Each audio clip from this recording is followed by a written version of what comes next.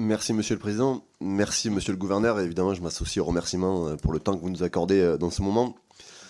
Vous avez décrit une situation où les combats continuent de faire des dizaines, des centaines, des milliers de victimes militaires et civiles en RDC. Et ici, la France Insoumise réaffirme que pour nous, la solution passe par le respect du droit international, qui est le seul chemin pour assurer la paix dans la région. Un accord régional doit être trouvé sous l'égide de l'ONU pour sortir de ce conflit. Vous avez évoqué un certain nombre de causes, et notamment les groupes miliciens et le rôle joué par le Rwanda qui arme et soutient ces milices. Vous avez aussi évoqué la question de l'action du gouvernement français qui doit sortir des mots pour passer aux actes concrets.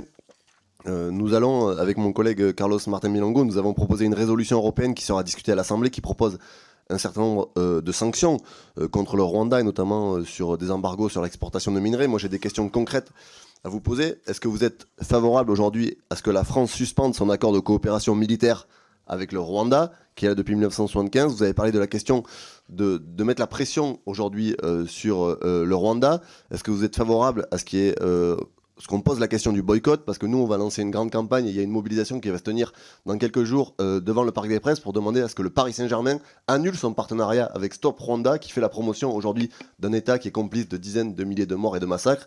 Donc, est-ce que pour vous, c'est des pistes aujourd'hui qu'il faut suivre? Merci. Merci, Monsieur le Gouverneur, s'il vous plaît. Oui, merci.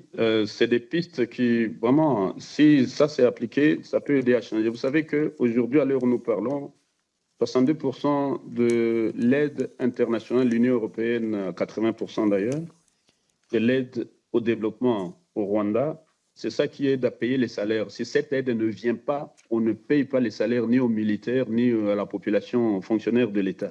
Et donc ça, c'est un premier élément. L'autre élément, effectivement, c'est la coopération militaire, 20 millions de dollars américains, mais aussi l'aide aux opérations, aux forces qui sont engagées dans les opérations de maintien de la paix. Pour avoir passé une grande partie de ma vie dans ces opérations de maintien de la paix, on sait qu'il y a ce qu'on appelle HRDDP, Human Rights Due Diligence Policy, c'est-à-dire la politique des diligences voulues en matière des droits de l'homme qui doivent absolument appliquer toutes les forces pour faire partie des opérations de maintien de la paix.